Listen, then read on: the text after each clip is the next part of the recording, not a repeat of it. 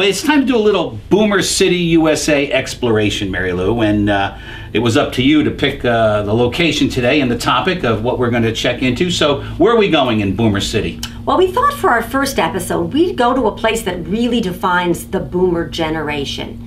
And what better way to define our generation than our music? So we decided to go to Woodstock! Right, Woodstock, New York. No, Bethel, New York. I thought we were going to the site of the 1969 Woodstock Festival. We are, but it wasn't in Woodstock, it was in Bethel. I knew that. So, let's go get changed. What do you mean changed? I thought we were going like this. Are you crazy? I'm not going out in public with you like that. Come on, let's get changed. It's just a short drive from where we live in the Pocono Mountains of Pennsylvania to the mighty Delaware River, where we cross the state line at Narrowsburg, New York. From Narrowsburg, it's just a short drive, really, to the site of the Woodstock Festival. Obviously somebody's in a bigger hurry than we are to get there. We come to the entrance to Bethel Woods and turn right onto Bethel Woods Drive. Drive down to the first stop sign, make a right, and we'll come to this sign where there's a parking space where you can walk through a short garden and come up to this monument. On the plaques lists all the names of the bands that performed at Woodstock in '69. Beyond the monument, and just over that split rail fence there, you see that raised platform of dirt and stone? That's where the stage was. And then to the right, the hillside where 500,000 people camped and listened to music for 3 historic days from August 15th to the 17th, 1969. They were expecting 150,000 people and 500,000 showed up. The festival was actually called the Woodstock Music and Arts Fair, an Aquarian exposition, but I wonder where the art was. Unless they were making sculptures out of mud, because it started raining on Friday and by Sunday the field was a mudslide. But it didn't seem to dampen anyone's spirits, spectators or musicians. That's the museum at Bethel Woods up on the hill there, built in 2008. First came the Performing Arts Center and then the museum 2 years later. So let's go check it out. The full name of the museum is the Museum at Bethel Woods, the story of the 60s in Woodstock. And that's what you'll find there, almost 7,000 square feet of permanent displays showing life in the 60s. You'll find displays on the race to the moon and the moonwalks, the Vietnam War, JFK, Robert Kennedy, Martin Luther King, and of course Woodstock, which is the main attraction. You don't just look at pictures either, although there are over 300 of them. It's very interactive with lots of videos and movies of Woodstock.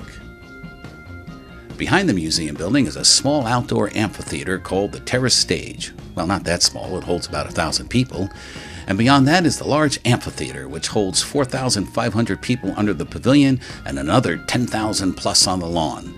This season they had Elton John, Stevie Nicks, Blood, Sweat and Tears, the Boston Pops, and lots more great entertainment. But there's so much more to see inside, so let's go check it out and meet Museum Director Wade Lawrence. Hi, Wade. Welcome to the show. It's my pleasure. Welcome to Bethel Woods. Thank you. And this is about our 3rd trip here. We love it here.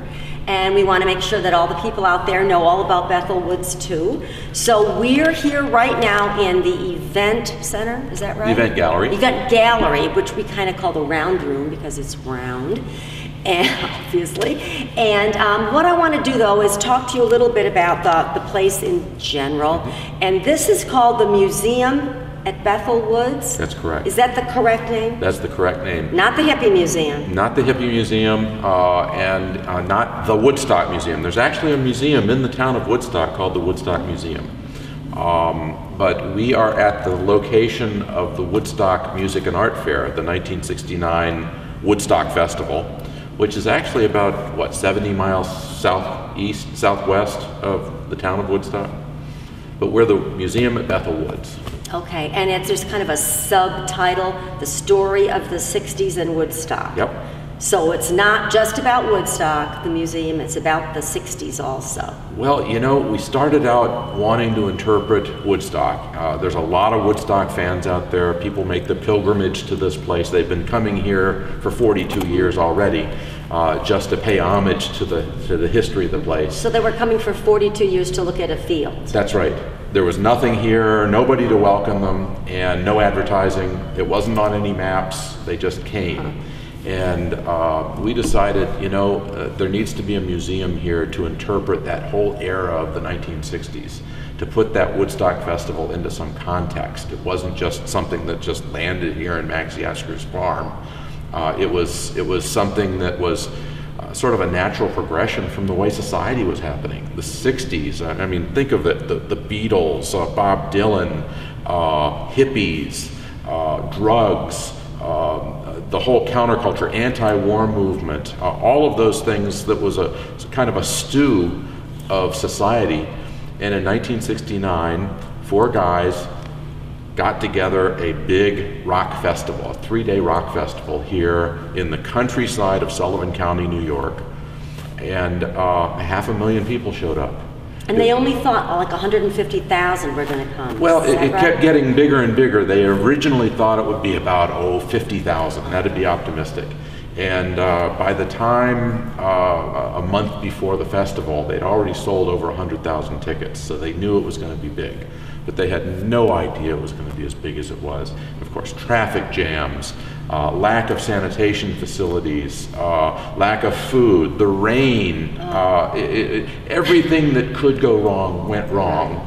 But the music was great, and the people in the audience realized that if they were going to make it work, they had to make it work themselves. It wasn't going to be Big Brother telling them to stay in line. It wasn't going to be policemen busting heads. It was going to be 500,000 young people staying peaceful for 3 days and feeding each other and taking care of each other.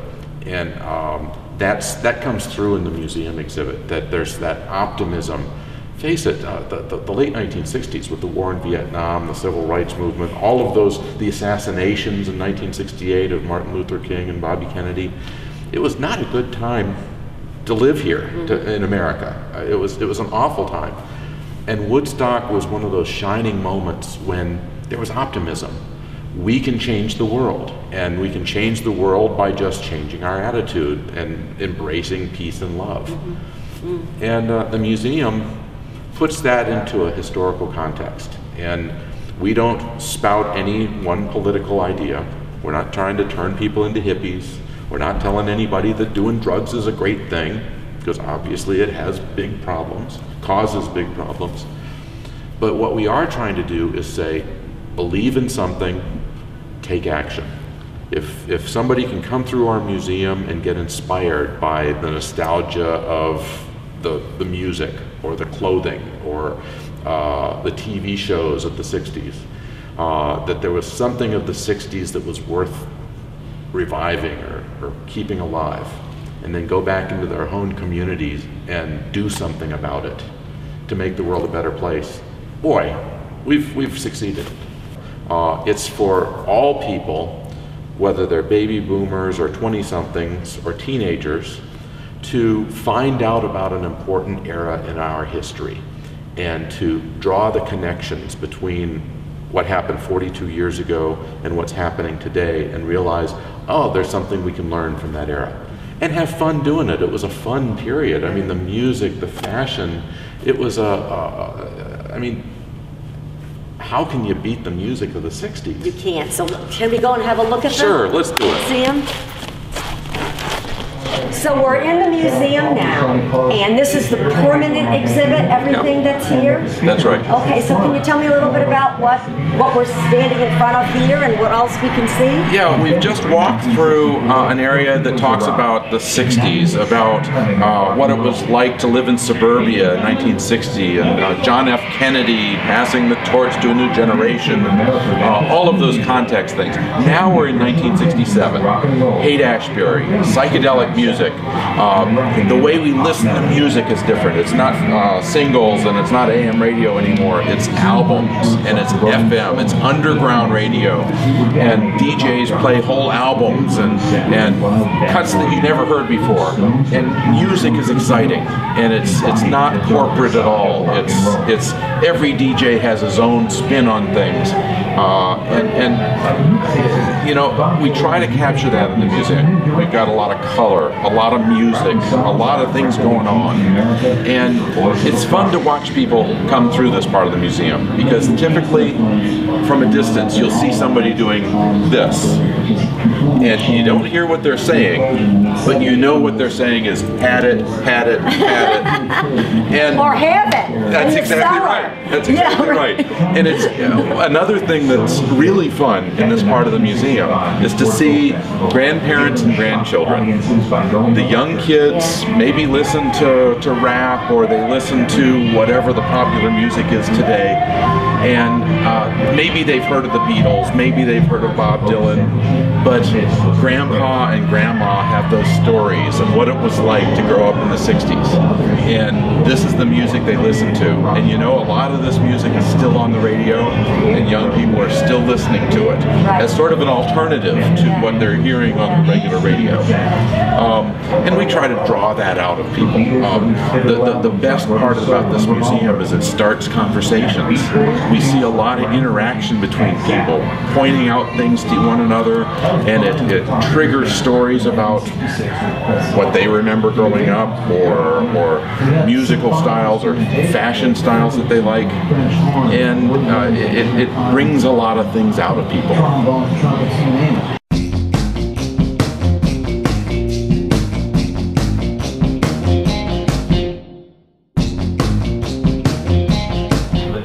There's a few things that I really relate to in this museum. One of the things is this mannequin here, dressed in a fringed vest, embroidered jeans, and to the side there are some handmade leather sandals, leather boots. All of these items were worn at the Woodstock Festival by 3 different people that all donated these objects to the museum. The pants especially, they were embroidered by a young woman. She was in her teens. She was in the hospital recovering from hepatitis. And she embroidered these jeans, and you can see that it's all over embroidery. Top to bottom, front to back. She even had, you know, those little pockets there. She embroidered M and M on the pocket because she liked M&M candies, and that's where she kept her M&Ms.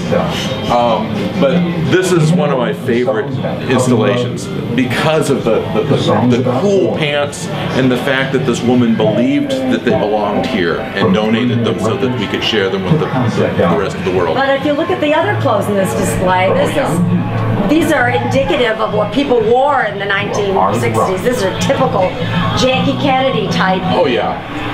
You've got the wool suit, and you've got the twiggy mini dress.